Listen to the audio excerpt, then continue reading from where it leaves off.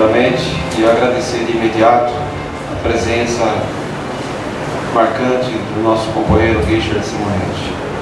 E pedir para que ele possa tomar assento aqui à mesa e se colocar à disposição.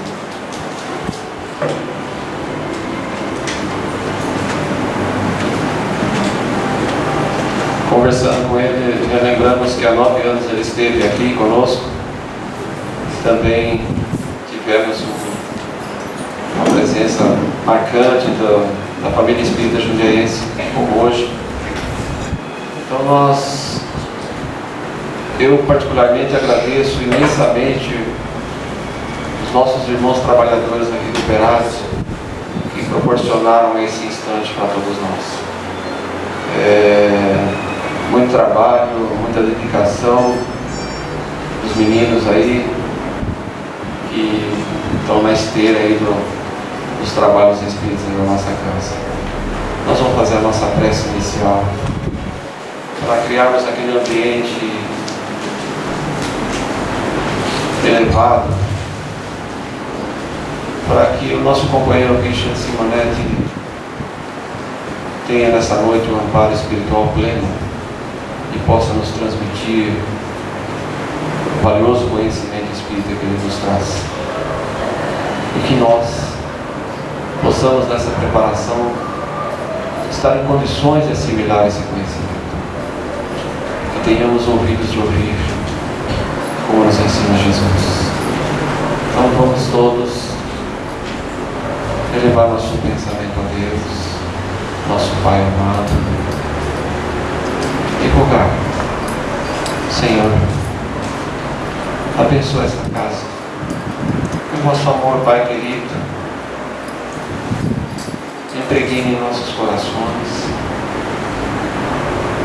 a vossa luz, a vossa paz. Que o nosso irmão Richard tenha todo o amparo espiritual, Senhor, para nos transmitir o conhecimento. Que nós, Pai amado, tenhamos sim condições de assimilar esse conhecimento.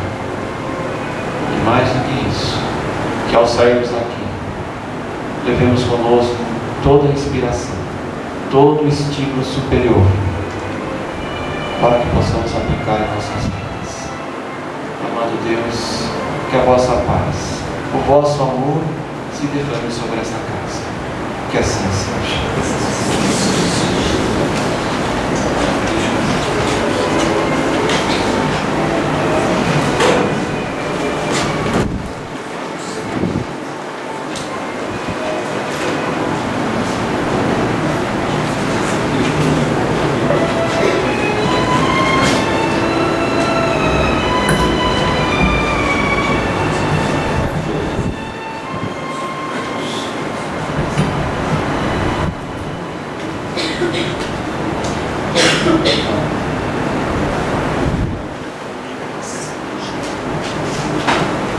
Boa noite, meus amigos. A paz de Jesus, o Mestre Supremo, esteja em nossos corações. Conta o evangelista Marcos, no capítulo 9 de seu evangelho, que um homem destacou-se da multidão que cercava Jesus, dizendo-lhe: Mestre, trago-lhe meu filho, que há anos é perseguido por um espírito impuro, que onde o vê o derruba ao solo, o faz gemer, ranger os dentes, espumar, e meu filho vai secando. Pedi a teus discípulos que o afastassem, mas eles não conseguiram. Jesus pediu ao pai do menino que o levasse à sua presença. Diante de Jesus, o menino caiu ao solo e espumava, e rangia os dentes, e gritava, um espetáculo dantesco que assustava a multidão. Jesus, tranquilamente, continuou a conversar com o pai do menino. Há quanto tempo isso acontece? Ah, Senhor, desde pequeno. Parece que o espírito quer matar o meu filho, porquanto o faz desmaiar junto à água, junto ao fogo. Se podes alguma coisa, Senhor, por piedade, compadece-te de nós. E Jesus, tudo é possível ao que crê. E o pai do menino: ah, Senhor, creio em ti, mas ajuda-me na minha incredulidade. Jesus, então, dirigindo-se ao espírito, disse-lhe: espírito impuro, eu lhe ordeno, deixe esse menino e nunca mais o atormentes. O menino agitou-se ainda mais, deu um grito lancinante e quedou-se inerte no solo. Parecia morto. Morreu? Morreu! Murmurou a multidão assustada. Mas Jesus ergueu o menino. Em breves momentos estava plenamente recuperado, plenamente livre da influência daquele espírito obsessor. Mais tarde, conversando com os discípulos, esses perguntaram a Jesus: mestre, por que não conseguimos afastar aquele espírito impuro? Espíritos assim, respondeu Jesus, só podem ser afastados com jejum e oração. Bem, meus amigos, qualquer médico identificaria no problema do menino um caso de epilepsia, um distúrbio nervoso que provoca convulsões terríveis, assustadoras. A narrativa evangélica nos fala que não, que o problema era de influência de um espírito impuro. A ortodoxia religiosa nos fala que espíritos impuros são entidades demoníacas, é o demônio que atua. O Espiritismo nos ensina que demônios não existem. Espíritos impuros são homens desencarnados, agindo no plano espiritual de conformidade com as tendências que cultivaram aqui na Terra. Certamente aquele espírito impuro tinha contas a ajustar com o menino e seu pai, se não desta vida, de vidas anteriores. É interessante a observação de Jesus ao pai do menino, que tudo é possível ao que crê. Podemos notar uma coisa interessante, meus amigos.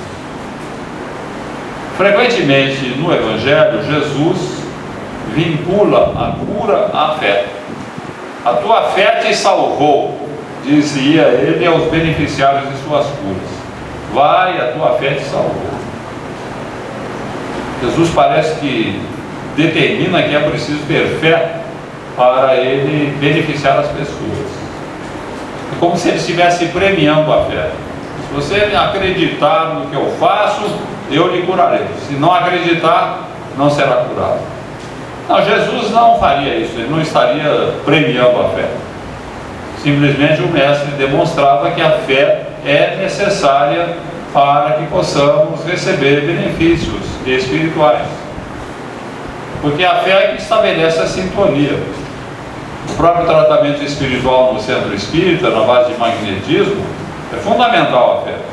Porque a fé estabelece a sintonia entre o passista e o paciente, entre os espíritos que trabalham e aquele que vai ser beneficiado. Você não tem fé, não há sintonia. Sem sintonia, nós não recebemos o benefício. O liquidificador é um aparelho doméstico notável, faz coisas maravilhosas. Mas ele será uma inutilidade doméstica se nós não ligarmos a tomada, porque ele precisa de eletricidade para funcionar. Sem eletricidade não há liquidificador. Para ligar. A fé é a tomada que a gente liga. Nós temos fé, aquela fé que é a convicção plena de que nós vamos ser beneficiados, nós nos ligamos à espiritualidade e somos beneficiados. A fé realmente é alguma coisa de extraordinário. E Jesus fala ao pai do menino que tudo é possível àquele que tem fé. Agora, a observação do pai do menino, que é extremamente curiosa: ah, Senhor, creio em ti, mas ajuda-me na minha incredulidade. É algo estranho, contraditório, e as duas coisas não podem coexistir, a fé e a descrença. O cidadão que tem fé não pode ser descrente, e o crente, quem tem fé não pode ser descrente, o descrente não pode ter fé. Mas é o que mais acontece na verdade. Estamos aqui diante da fé vacilante, que caracteriza o comportamento da maior parte das pessoas. A fé que vacila, a fé que crê até certo ponto. Lembra aquela história que se passa numa cidadezinha do interior do país, lá no Nordeste, que estava atravessando uma seca terrível, e a população procurou o padre na igreja: padre, vamos aqui para o senhor nos ajudar. O pasto está secando, o gado está morrendo, a lavoura está perdida, não há gota d'água nas torneiras, vamos todos perecer, padre. O senhor precisa nos ajudar, vamos orar. E o padre: meus filhos, vocês acreditam que se nós orarmos com muita fé, Deus vai abrir as comportas do céu e a chuva vai abençoar a terra? Sim, padre, acreditamos. Vocês têm fé, meus filhos? Em fé que se nós orarmos agora vai cair a chuva? Sim, padre, temos fé. Então por que ninguém trouxe guarda-chuva? Essa é a fé vacilante, a fé que acredita desacreditando. Não há dúvida alguma, meus amigos, que uma das grandes bênçãos da nossa vida é a fé. Cada um que tem fé, ele é sempre firme, enfrenta tudo, sem problema nenhum. Pode cair a tempestade, Deus arranjará um abrigo para nós. Se o mundo acabar, Deus arranjará outro lugar para a gente morar. Se o coração estiver em pedaços na desilusão amorosa, Deus nos ajudará a consertar o coração, a ligar os cacos, colá-los sem deixar marca alguma. Diz o salmista: o Senhor é o meu pastor, nada me falta. Deitar-me faz em verdes passos, conduz-me a águas muito tranquilas, refrigera minha alma, guia-me pelas veredas retas da justiça por amor de seu nome. Ainda que eu andasse por um vale de sombras da morte, não temeria mal algum, porque tu estás comigo. A tua vara e o teu cajado me consolam. Unges de perfume a minha cabeça, que o meu cálice transborda de júbilo. Certamente a bondade e a misericórdia seguirão todos os dias de minha vida, e habitarei a casa do Senhor por longos tempos. Diz o apóstolo Paulo: se Deus estiver conosco, quem estará contra nós? Beleza, essa é a fé, nos dá firmeza, coragem, saúde, equilíbrio do corpo e da alma. Eu acredito, Deus me dá o sustento. Ocorre que a nossa fé é vacilante. Nós temos muita fé quando tudo corre bem, quando estamos num jardim florido. Agora, quando enfrentamos os espinhos da vida, a fé vacila. E daí surgem a tristeza, a angústia, a depressão, o desânimo, o pessimismo, a revolta, o desespero, que são mensageiros da fé vacilante. E a semelhança do pai do menino, nós bem poderíamos dizer em oração a Senhor: creio em ti, mas ajuda-me na minha incredulidade.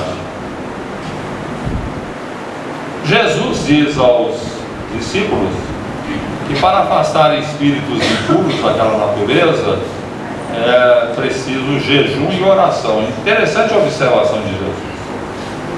Você quer afastar obsessores? Jejum e oração.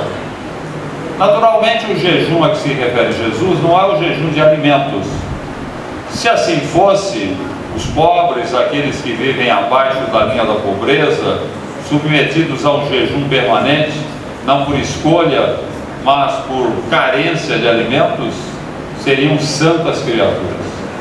E nós sabemos que assim não é. normalmente a necessidade e a violência costumam dar-se as mãos. Muitos criminosos em potencial consumados são formados na rude escola da necessidade mais premente como opção de sobrevivência. O jejum a que se refere Jesus é o jejum moral, jejum dos maus sentimentos, dos maus pensamentos, das más palavras, das más ações. Diz André Luiz que no estágio de evolução em que se encontra a humanidade, dificilmente encontraremos um grupo de pessoas capaz de sustentar uma conversa edificante por mais de 5 minutos. A observação de André Luiz é muito séria. Dificilmente encontraremos um grupo de pessoas disposto, capaz de sustentar uma conversa edificante por mais de 5 minutos. Logo vem as abobrinhas, as piadas maliciosas, os comentários desairosos, as fofocas, as inconsequências.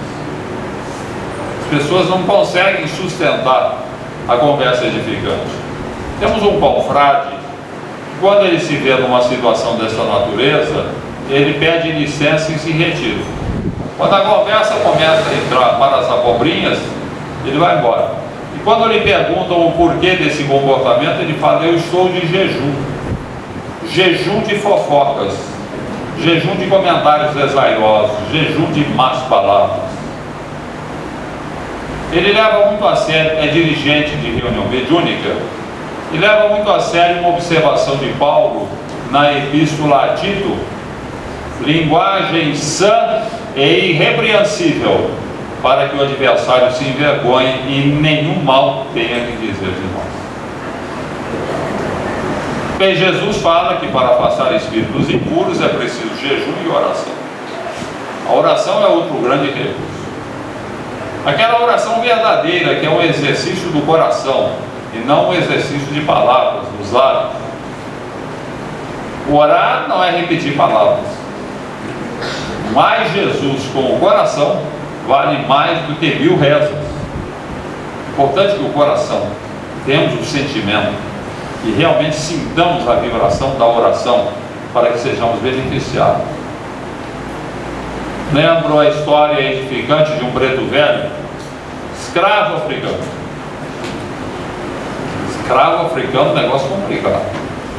Não há situação pior na terra. Infelizmente a escravidão foi abolida na maior parte dos povos, dos países. Porque a escravidão é realmente algo profundamente doloroso. Nós temos hoje o Estatuto da Criança e do Adolescente. Temos o Estatuto do Idoso, que fala dos seus direitos. Mas não há, nem jamais haverá, o Estatuto do Escravo. O escravo não tem direito. É um dono. Pode ser viciado, pode violentá-lo, pode agredi-lo, pode vendê-lo, pode matá-lo, pode prendê-lo. É o dono, faz o que quiser dele. E não obstante essa situação humilhante que fere a dignidade humana, aquele preto velho vivia bem, era um homem feliz, muito respeitado pelos seus donos por causa da sua honestidade, da sua firmeza de caráter. E ele todas as manhãs, na gleba de terras sob seus cuidados, antes de começar a lida, ele tirava o chapéu, encostava o chapéu no peito, elevava o olhar para o alto e dizia assim: Senhor, preto velho está aqui. Apenas isso, era essa a sua oração. Ele não sabia muitas palavras, era um analfabeto, mas havia aqui o sentimento do Filho de Deus que não queria começar o seu dia sem pedir a bênção de seu Pai. Senhor, preto velho está aqui, beleza. Era o Filho de Deus que não queria começar o seu trabalho sem ser abençoado por seu Pai.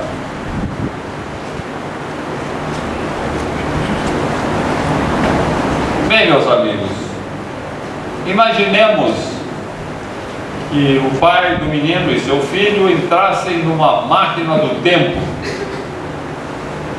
e fossem transportados para os nossos dias. E aqui o garoto se submeteria a uma tomografia computadorizada, a uma ressonância magnética do cérebro, e se constataria ser ele portador de um foco irritativo no cérebro a provocar as convulsões. O pai do menino certamente ficaria decepcionado com os rabinos judeus que haviam lhe falado que o problema do menino era de influência de um espírito impuro. E havia um foco irritativo no cérebro. Para o espiritismo não haveria problema nenhum nessa constatação, porquanto normalmente os dois problemas estão associados: a deficiência física e a influência espiritual. E aqui acontece um detalhe importante que nós devemos pensar. Toda vez que somos assediados por um espírito em processo de obsessão, quando ele nos envolve, será justamente a parte mais frágil de nossa constituição física a acusar o impacto maior. Se o cidadão sofre de enxaqueca, ele vai ter dor de cabeça. Se ele sofre do fígado, vai ter uma crise hepática. Se ele tem distúrbios circulatórios, a pressão dele vai subir. O espírito pressiona e a parte frágil da nossa constituição vai acusar. As pessoas falam, mas não tem nada a ver uma coisa, não tem a ver, meu filho, você tem um problema. Só que toda vez que você é acionado, que você é envolvido pelo espírito, é a parte frágil da sua constituição física que vai acusar. É como inflar uma bexiga. Pegamos uma bexiga e vamos assoprando, ela vai crescendo, crescendo, crescendo, até chegar no momento em que ela vai estourar. Vai estourar aonde? Onde a borracha for mais frágil, ali ela vai estourar. O mesmo acontece conosco. Toda vez em que somos assediados, a parte frágil vai acusar. Por isso a gente faz tratamento médico, faz tratamento espiritual, temos que tratar dos dois lados. Existe a contraparte física. E não há nem necessidade de estarmos sob influência espiritual. Toda vez em que perdemos a calma, em que ficamos tensos, nervosos, irritados, ficamos raiva de alguém, ódio de alguém, em que não estamos lidando bem com uma situação e ficamos tensos, será a parte frágil da nossa constituição física que vai acusar. Nós vamos ter uma crise de enxaqueca, se ele olhar para trás, vai ver que em dias anteriores ele teve uma crise de irritação, ou gritou com alguém, ou brigou com alguém. Tem um amigo em Bauru que ele sofre de gota. Gota é um mal terrível, que dá uma dor intensa nas articulações, nas crises. Esse nosso companheiro, ele mantém a calma. Ele fala para mim, se eu perder a calma, se eu brigo na minha casa ou no trabalho, se eu me descontrolo, logo vem a crise da gota, porque a tensão nervosa provoca a crise. Então, se nós queremos ter saúde, é preciso manter controle sobre as nossas reações. Nunca ter irritação, ódio, rancor, nada disso. Nunca nos deixarmos agitar por uma situação qualquer, porque independente do fato de estarmos sendo assediados por espíritos, a parte frágil vai, sem dúvida alguma, acusar. Então, as crises acontecem porque nós as provocamos com as nossas reações indébitas. Bem, meus amigos, uma coisa curiosa. Os cientistas na atualidade, materialistas, estão desenvolvendo uma ideia muito interessante. Eles falam do TOP, que é uma sigla que envolve na parte posterior do cérebro os lóbulos temporal, occipital e parietal, na parte posterior. Eles chamam de TOP. A novidade é a seguinte, eles dizem que o TOP é uma personalidade, um inquilino que mora no nosso cérebro, tem personalidade própria, como se fosse um ser morando na nossa cabeça, usando como residência esses lóbulos. E com isso eles procuram justificar o fato de sermos frequentemente e constantemente visitados por pensamentos estranhos. Acontece com todo mundo, pensamentos que vão bailando na nossa cabeça, que às vezes até nos perturbam. Então dizem eles, é o TOP.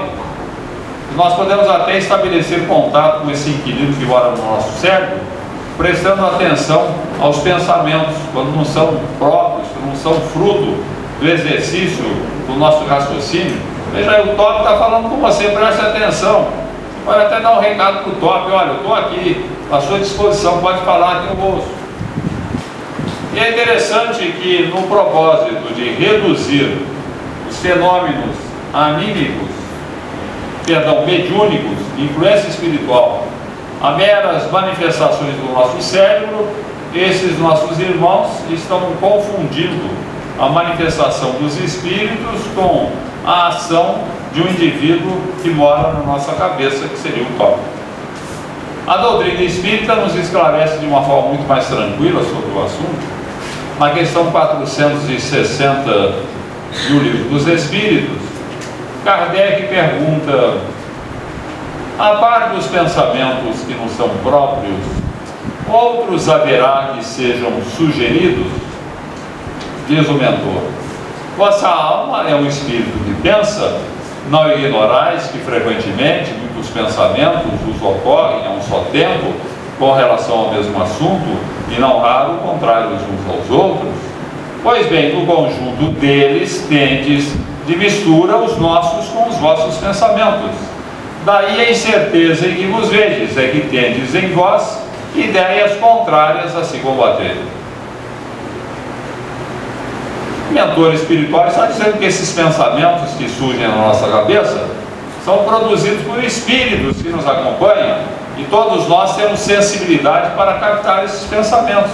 Por isso é que esses pensamentos estranhos ficam bailando na nossa cabeça, muitas vezes até produzidos por espíritos impuros ou espíritos obsessores.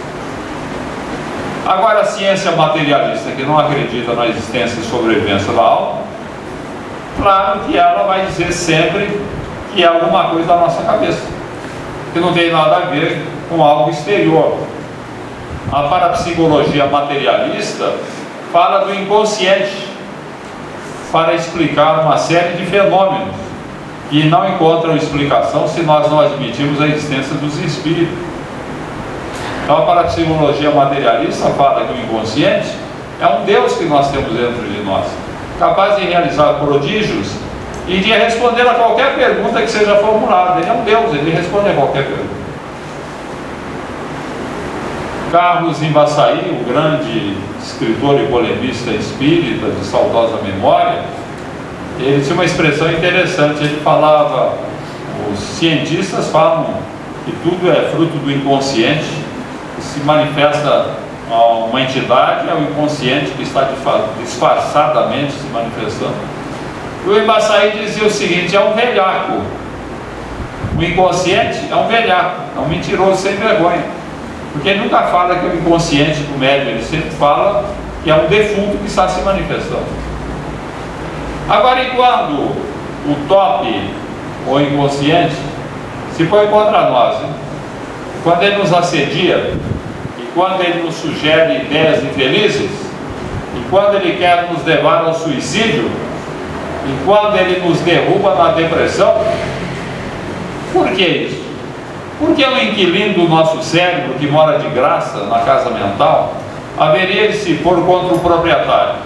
Não tem sentido. Ele quer nos derrubar, quer nos matar, mas ele morre junto. Então é um impasse que os cientistas não sabem responder, mas a doutrina nos responde. Em O Livro dos Médiuns, capítulo 23, Kardec estuda sobre a influência dos espíritos. Ele denomina de processo obsessivo. E ele divide a obsessão em 3 categorias distintas: a obsessão simples, em que somos perturbados por ideias infelizes; a fascinação, em que nos convencemos dessas ideias, como acontece hoje com muitos médiuns que ficam veiculando ideias fantasiosas a pretexto de revelações. Médiuns obsidiados, processo de fascinação. Ou a subjugação, em que há um completo domínio do espírito sobre o obsidiado, como acontecia com o menino. Quando ele era atacado pelo espírito, o espírito dominava, o levava a ter uma convulsão. E nos hospitais psiquiátricos nós encontramos com muita frequência indivíduos em processo de subjugação, que chegam a assumir até outra personalidade, tem um comportamento totalmente alienado sob influência espiritual. Agora, como é que nós vamos neutralizar isso? Como é que o cientista poderia neutralizar o top ou inconsciente quando se voltam contra o cidadão? Eles também não sabem o que fazer. Mas o Espiritismo sabe. A questão 469 do Livro dos Espíritos, Kardec pergunta: como podemos neutralizar a influência dos maus espíritos? A resposta é simples, objetiva: praticando o bem e pondo em Deus a vossa confiança. Praticando o bem e confiando em Deus, nós nos livramos de espíritos obsessores. Não é que os afastamos, nós nos afastamos deles. Porque todo o processo obsessivo, ele é sustentado pelo fator sintonia. Isso daqui é inevitável. Tem que acontecer a sintonia, senão não há ligação com o espírito nenhum. Como é que eu me ligo ao obsessor? Pela sintonia psíquica determinada pela natureza dos meus pensamentos, das minhas ações, da minha maneira de viver. Então a minha maneira de viver meus pensamentos, as minhas atitudes, estabelece um padrão vibratório compatível com o do obsessor, ele me ascendia. Agora, se eu procuro praticar o bem e confiar em Deus, eu elevo o padrão vibratório, me afasto dele, ele não consegue mais me apanhar. Essa orientação dos mentores espirituais que assistiam a Kardec precisa ser sempre lembrada pelos expositores espíritas, porque nas sessões públicas de espiritismo há multidões de pessoas atormentadas por influências espirituais inferiores, e nós precisamos passar para essas pessoas essa orientação: olha, pratique o bem e confie em Deus. Praticar o bem é fazer algo pelo próximo, seja em casa, com a família, seja na rua com o transeunte, seja no local de trabalho com o colega, seja na igreja que frequentamos, com o crente, onde estivermos. A nossa vida deve ser orientada para a prática do bem, fazer todo o bem dentro da nossa possibilidade, em qualquer lugar onde esteja, e sempre confiar em Deus. Confiança em Deus é o guarda-chuva que nós abrimos. O Espírito não nos pega se nós confiamos em Deus. Ele nos pega quando nós vacilamos, nos pega quando nos irritamos, nos pega quando nos deixamos dominar por sentimentos negativos, por impulsos de viciação. Daí ele nos pega e baixa o padrão vibratório. Quer se livrar da obsessão? Pratique o bem e confie em Deus o tempo todo, nas 24 horas de cada dia. Seria por aí.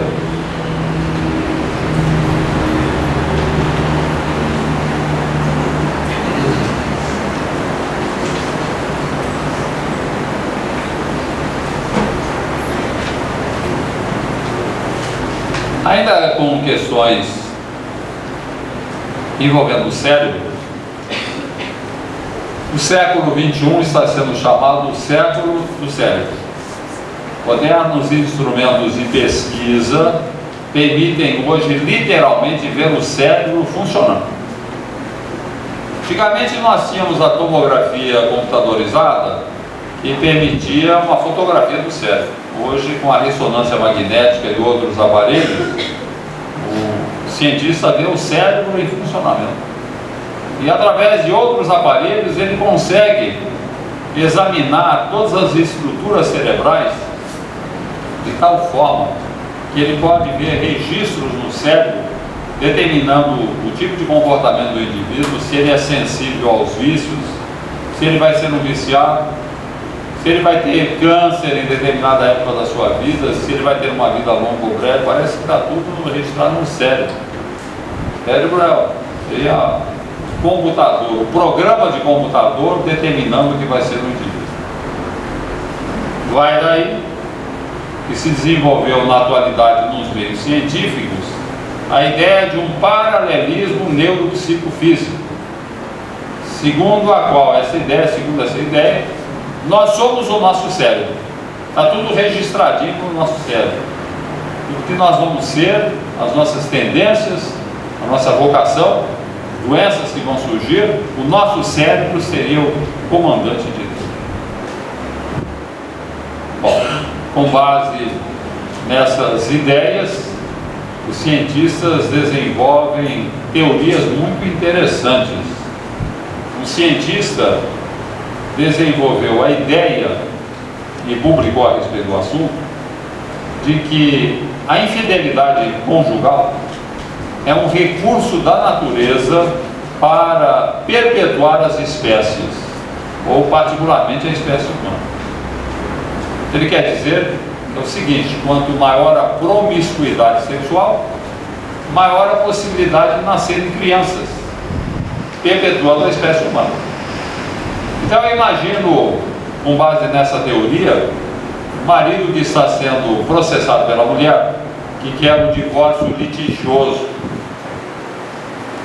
Eu imagino ele diante do juiz: senhor juiz, eu amo a minha esposa, adoro os meus filhos, gosto demais da minha casa, eu não quero me separar de forma nenhuma.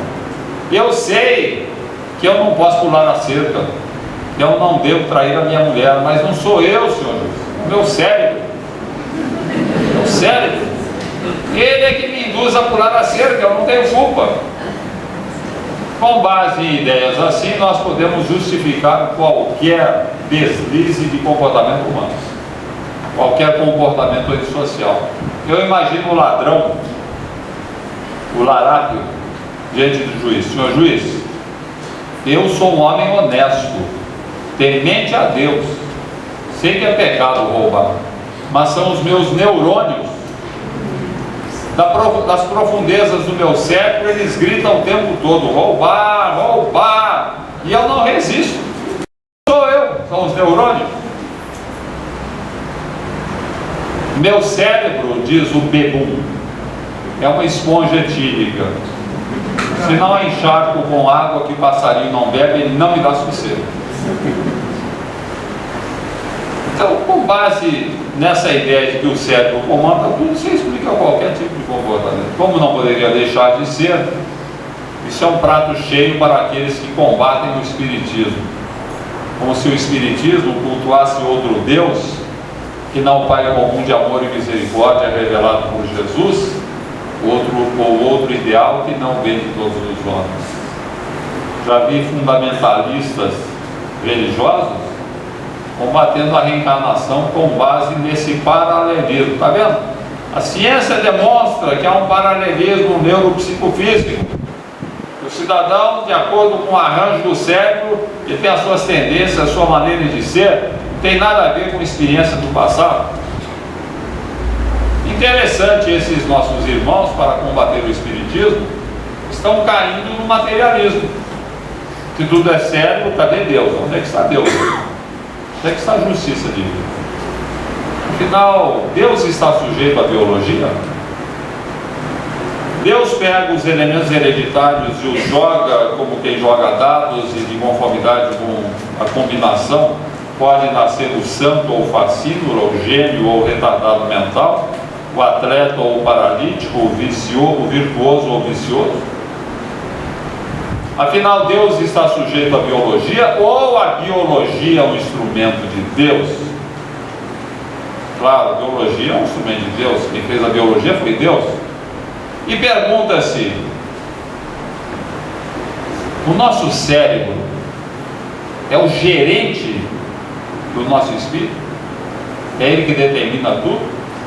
Ou seria mais razoável dizer que ele é o agente, o intermediário do espírito?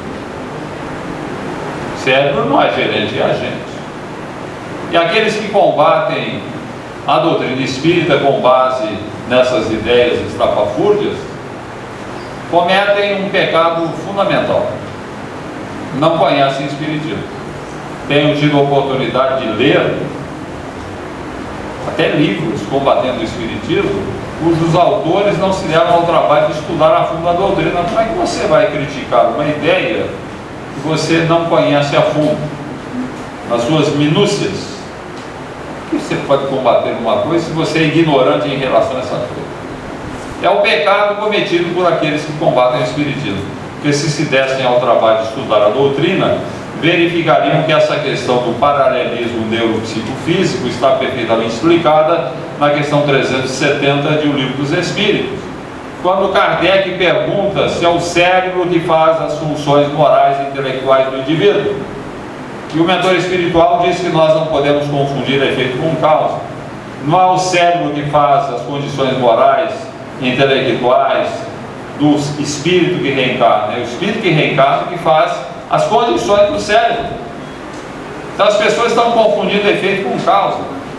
A causa é o espírito que imprime no cérebro a sua própria personalidade e as suas necessidades. Dr. Hernani Guimarães Andrade, grande parapsicólogo espírita, morou em Bauru 13 anos, com quem eu tive a felicidade de conviver. Ele desenvolveu a teoria do MOB, modelo organizador biológico, que é o perispírito. O perispírito é o MOB. No nosso perispírito, o corpo espiritual, nós trazemos um substrato de todas as experiências do pretérito. Quando nós reencarnamos, o perispírito é o molde da forma física. O molde ou a forma da forma física. É ele que vai fazer a forma. De tal maneira que a nossa estrutura neurológica, psicológica, física, é tudo fruto do que nós trazemos no perispírito. Os elementos hereditários são combinados atendendo às nossas necessidades. Se nós vamos construir uma casa, precisamos de tijolos. Os pais nos fornecem os tijolos para a casa física. Os elementos hereditários são os tijolos. Agora, o tamanho da casa, se ela vai ser um casebre ou um palacete, vai depender do morador, atendendo à planta da casa que está no perispírito. É o perispírito que faz a casa física, que vai imprimir no corpo físico algo das suas próprias condições evolutivas e dos seus males e das suas virtudes, de forma a que nós tenhamos um corpo compatível com as nossas necessidades. Cada um tem o corpo de que necessita, porque o nosso corpo é o reflexo do nosso espírito. Você vai ter o corpo que você necessita. O cidadão que foi viciado em álcool, ele provoca desajustes perispirituais, cozinha o fígado primeiro, morre o alcoolismo, provoca desajustes nos centros perispirituais correspondentes. Quando ele reencarna, esses desajustes vão se refletir no corpo físico e ele vai ser aquele cidadão que vai ter graves problemas e disfunções hepáticas, não vai nem poder sentir cheiro de bebida. É um recurso para conter o vício, porque ele vai reencarnar no viciado. Só que o desajuste perispiritual reflete no corpo físico. E assim nós temos sempre um corpo compatível, que ninguém reclame do seu corpo. Você tem um corpo que você precisa para evoluir. Dentro das suas necessidades, é exatamente um corpo compatível com aquilo que você precisa. O Dr. Hernani tinha um outro exemplo.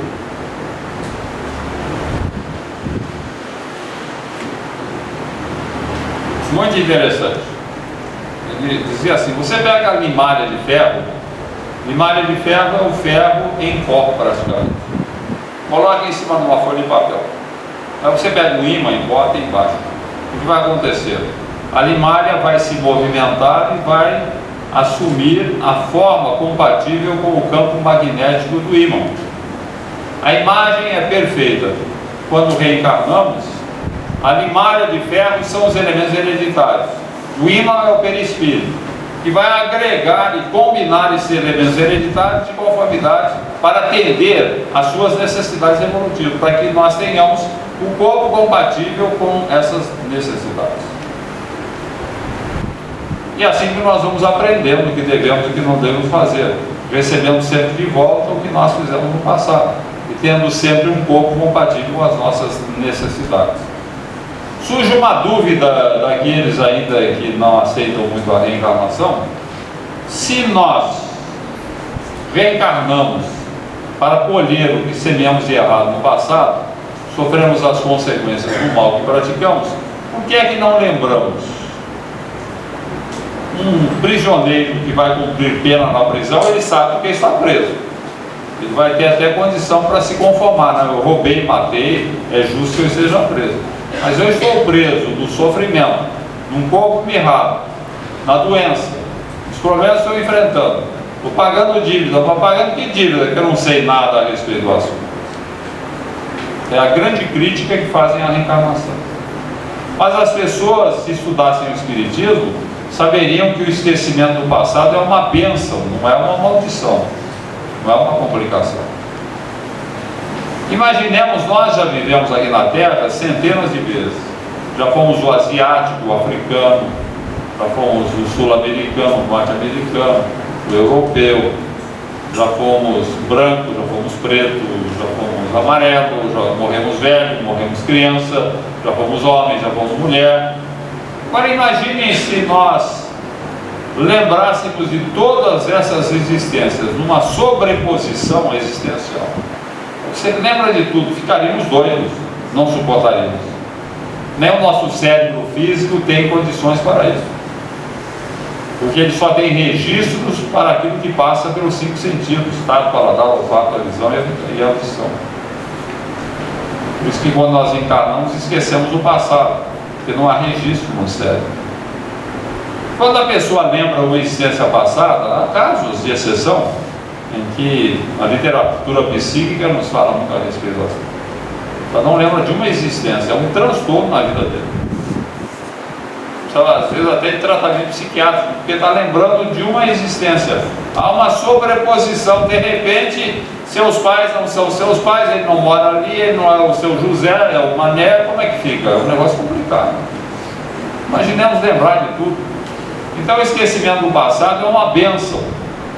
Uma bênção, nós necessitamos dele. E aprendemos sim. Não obstante não sabemos porque estamos enfrentando dificuldades, nós vamos aprendendo o que devemos e o que não devemos fazer, até por uma questão de reflexo condicional, associado à reencarnação e à lei de causa e efeito. A teoria dos reflexos condicionados foi desenvolvida por Ivan Pavlov, grande cientista russo, no início do século XX. Ele percebeu que toda vez que ele dava alimento para os cães, esses salivavam. Ele apresentava a carne, os cães começavam a salivar, o que é uma reação natural, é um recurso da natureza até para facilitar a digestão.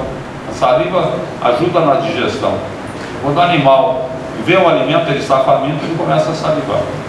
Daí Pavlov resolveu fazer uma experiência. Ele tocava uma sineta e em seguida, momentos depois, ele dava o alimento. Tocava a sineta e dava o alimento. Com o tempo ele percebeu que bastava tocar a sineta e os cães já salivavam. Reflexo condicionado. Esse é o reflexo condicionado. Eles incorporaram o reflexo, sabendo que cada vez que tocava a sineta eles iam receber alimento. Então por reflexo eles já salivavam.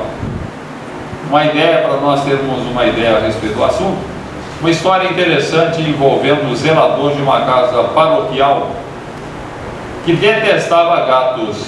E o problema é que na casa paroquial havia muitos bichanos e o padre adorava os gatos e ele não sabia como fazer para livrar-se deles.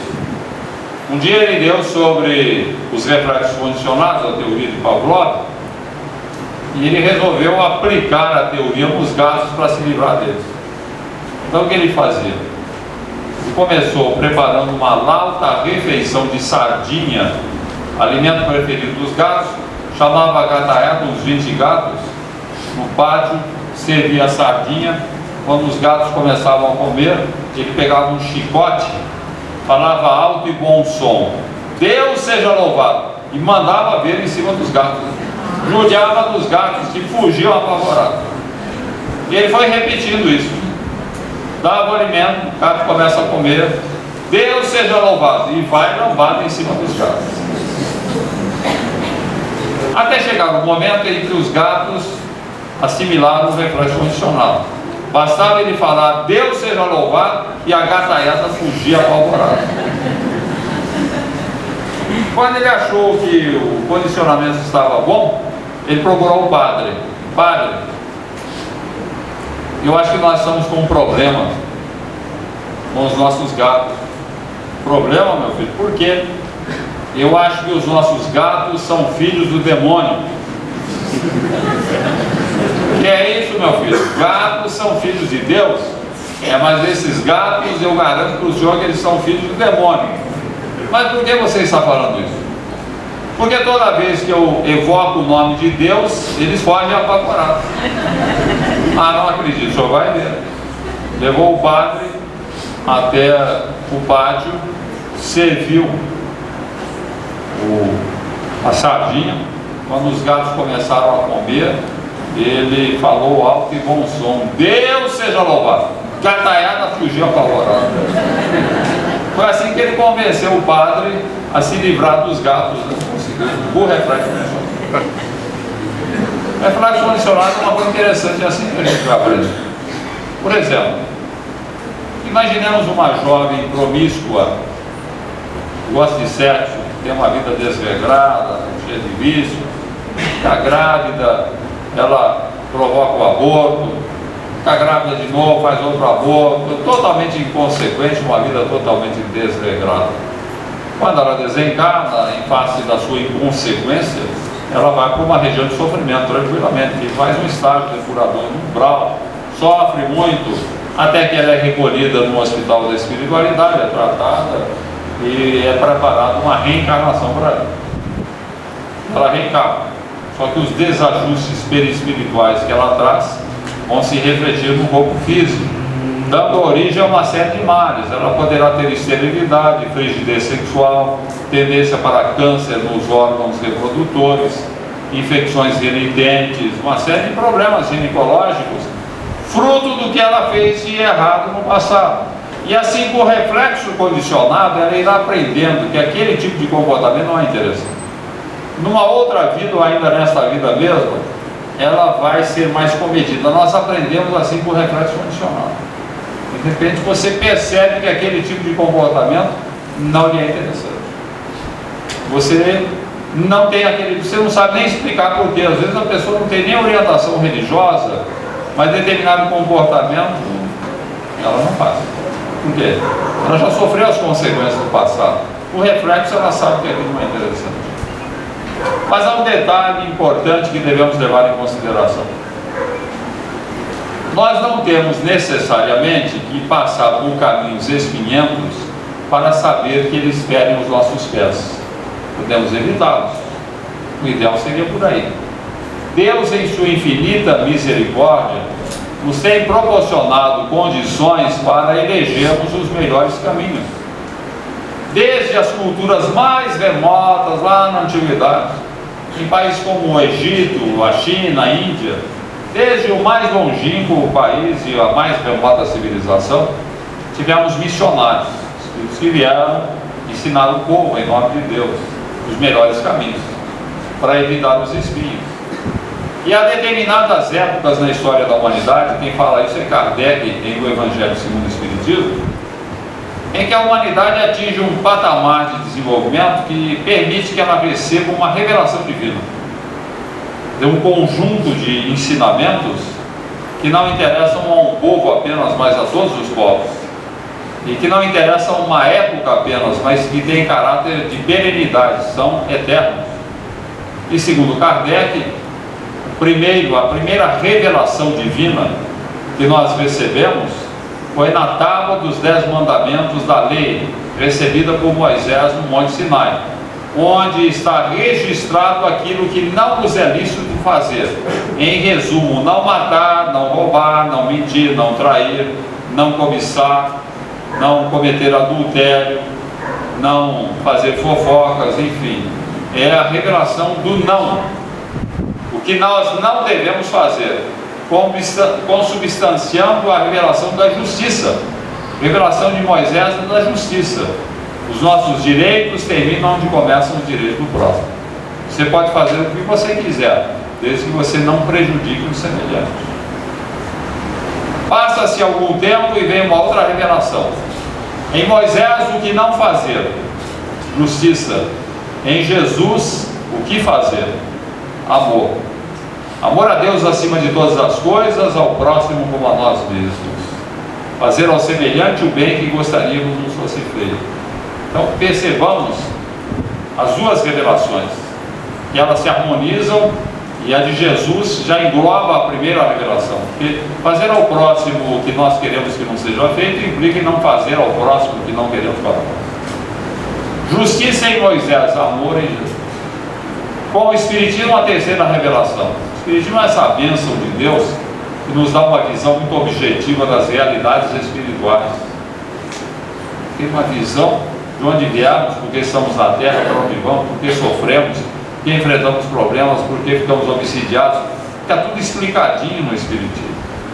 E nos dá uma visão muito objetiva. Então podemos sintetizar o Espiritismo numa única palavra: dever. O Espiritismo é a revelação do dever. Nos mostra que é indispensável que pratiquemos a bondade. Moisés nos convidava a não praticar o mal. Jesus nos convida a praticar o bem. O Espiritismo demonstra ser indispensável que não pratiquemos o mal e só pratiquemos o bem. Senão que quisermos colher sofrimentos e dores que vão se perpetuar enquanto nós não seguirmos pelos caminhos de cumprimento daquilo que Deus espera de nós. Agora uma historinha.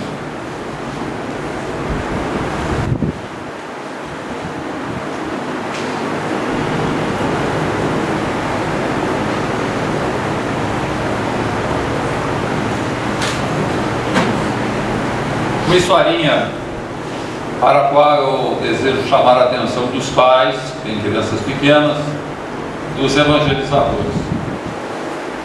A história de um cientista estudioso do cérebro, usando todos os recursos modernos para pesquisar o cérebro. Ele fez uma pesquisa muito interessante, estudou o seu próprio cérebro, uma pesquisa ampla, as suas tendências, a sua maneira de ser, dos registros cerebrais. E ele constatou algo terrível nessa pesquisa, que ele tem uma programação no cérebro para ser um psicopata. E numa entrevista, o entrevistador, em certo momento, lhe perguntou por que ele, tendo o registro para ser um psicopata no cérebro, ele não era um psicopata. Pelo contrário, era um homem consciente de suas responsabilidades, gentil, educado. Por que o senhor tem esse registro e o senhor não é um psicopata?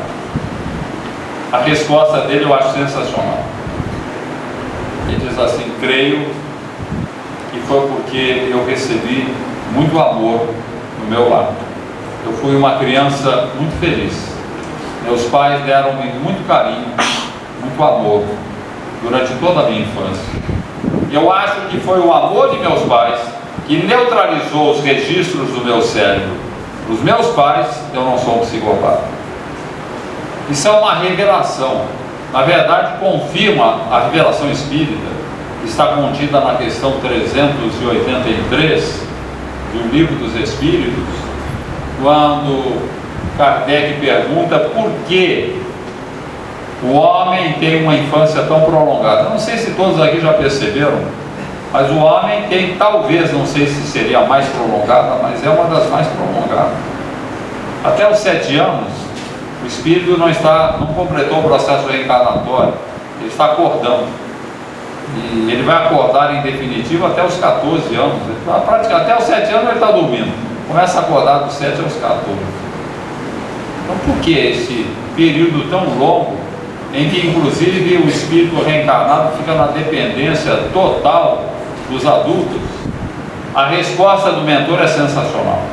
Ele diz que é nesse período que o espírito é sensível à influência que recebe dos adultos, passível de modificar o seu comportamento, a sua maneira de ser, para o que, diz ele, devem contribuir os responsáveis pela sua educação. Bingo. Olhem, gente, observem que coisa impressionante.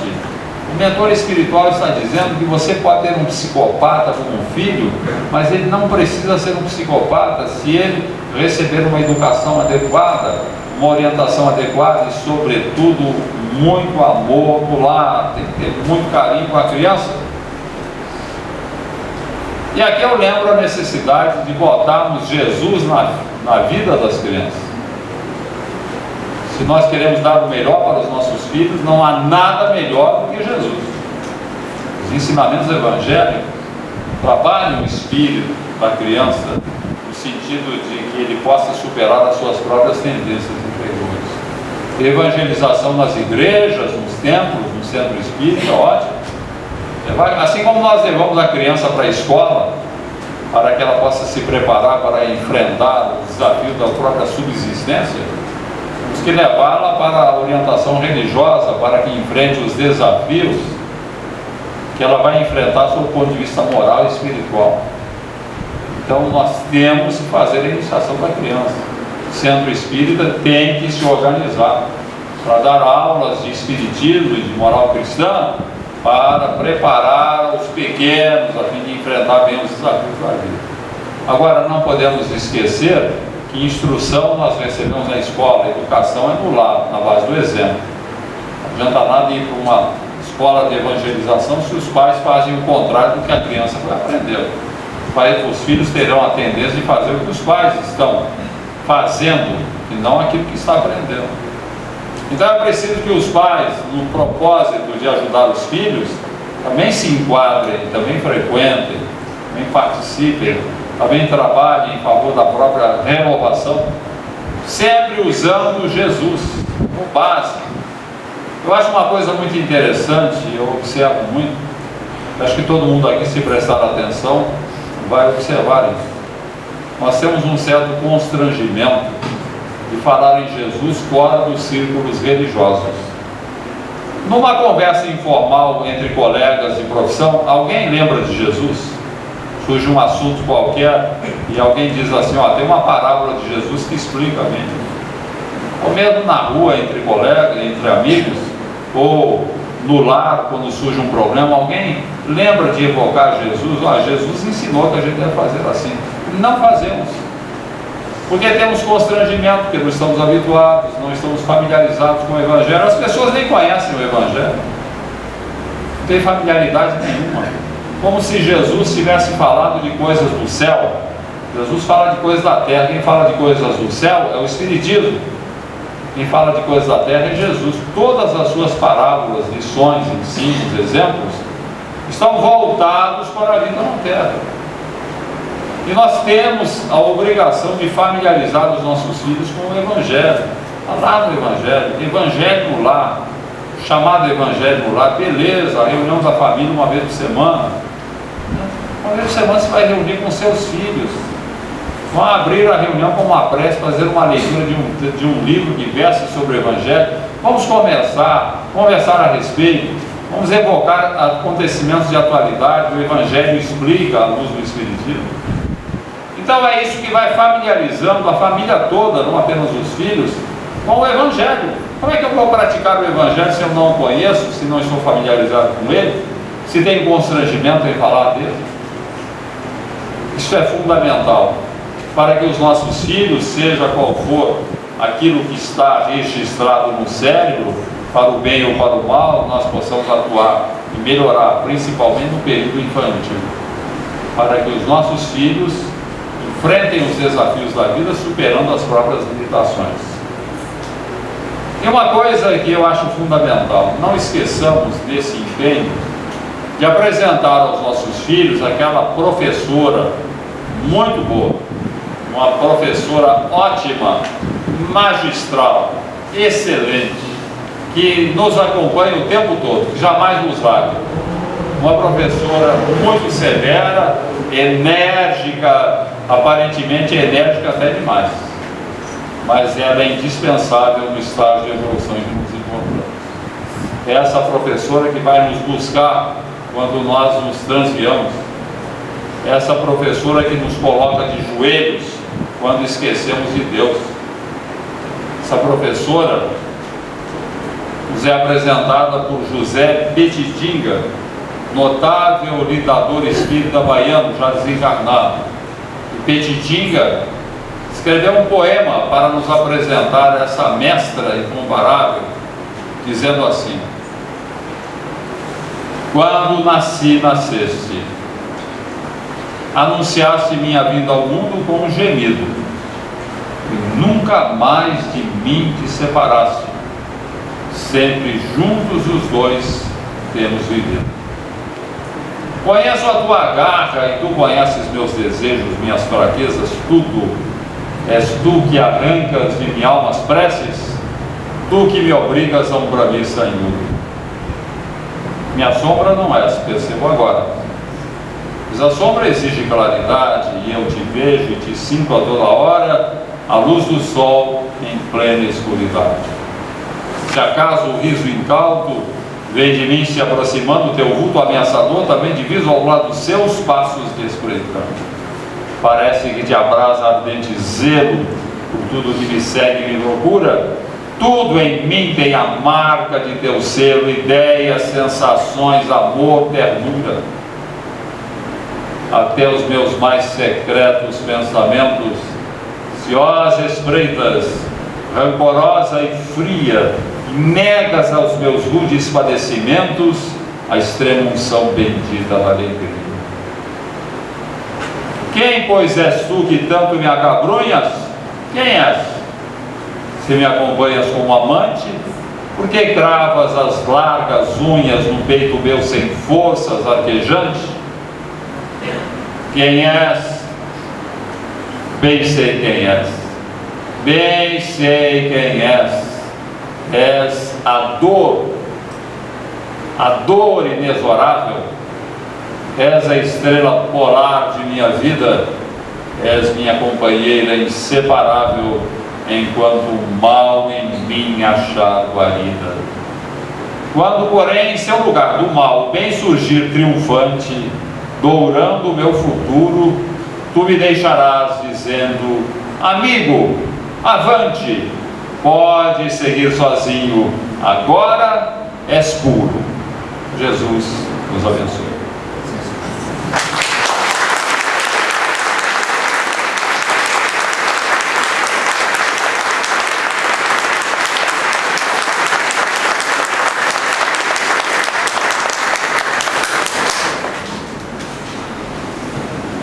Agora é a hora do comercial.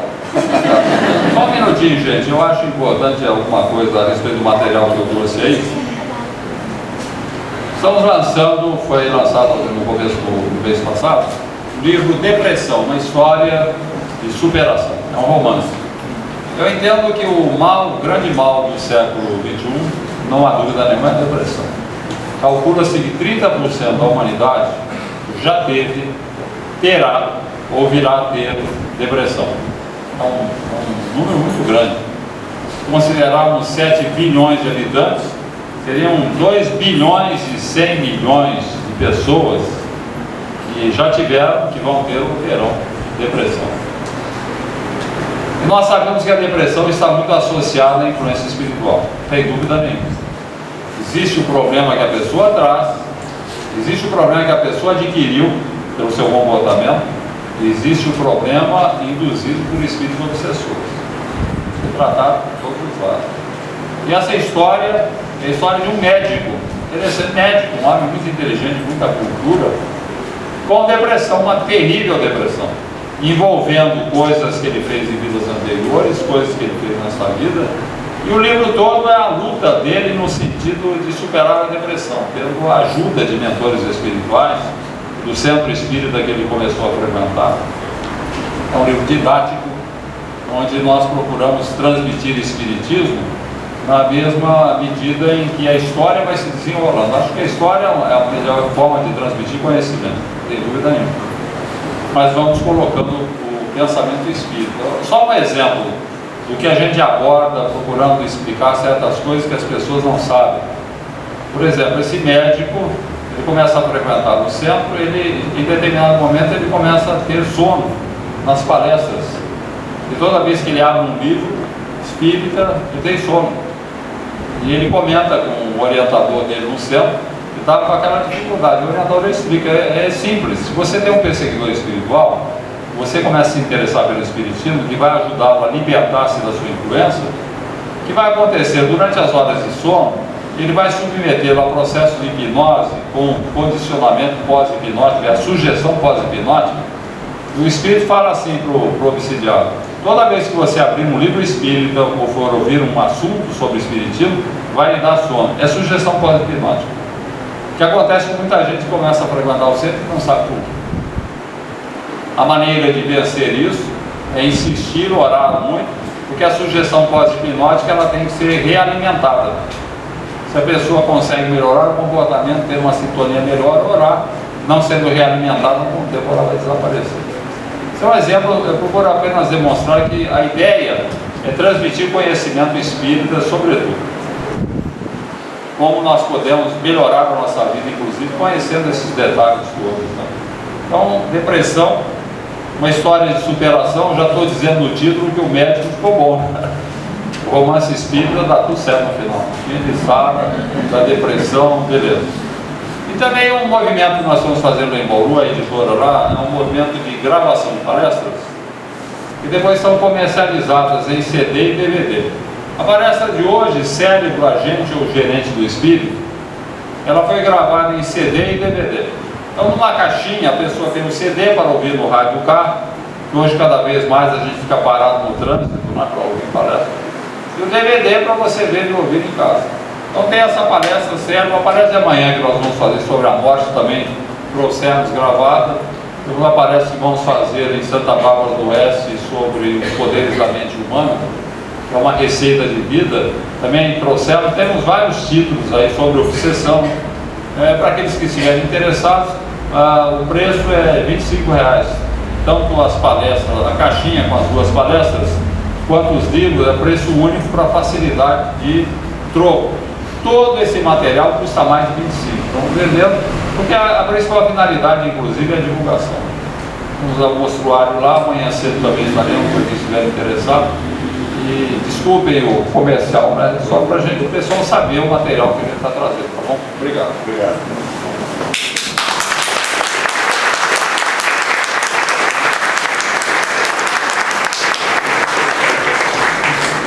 Richard, muito obrigado pela sua presença, pelos ensinamentos que você nos deu. O Richard vai ficar aqui à disposição de todos para autografar os livros que vocês venham adquirir. E o Horácio vai transmitir umas palavras para vocês aí, esclarecimento. Muito obrigado.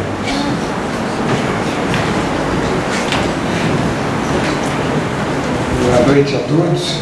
É um prazer muito grande estar compartilhando com vocês esta palestra que certamente edifica, né, o compromisso que nós temos junto à espiritualidade. São temas que certamente vão refletir no nosso sono físico hoje à noite. Eu só queria fazer alguns comentários ao final das assinaturas que o Richard vai estar promovendo. Aqui embaixo nós vamos ter um chá, tá, para quem tiver disponibilidade, aqui na cozinha. Vai ficar um pouquinho apertado e a gente vai, na realidade, se dividir. Esse é o primeiro ponto. O segundo recadinho está relacionado à palestra de domingo, que vai ocorrer normalmente aqui embaixo, tá, no segundo salão. A partir das 8h30, nós teremos um encontro com os jovens, e se os pais puderem estar conosco, será um grande prazer. O Richard vai estar conosco também na parte da manhã, desenvolvendo o tema como ele abordou, sobre a morte. Esse encontro com os jovens tem a finalidade de fazermos com que as outras casas espíritas que fazem parte da USE, que fazem parte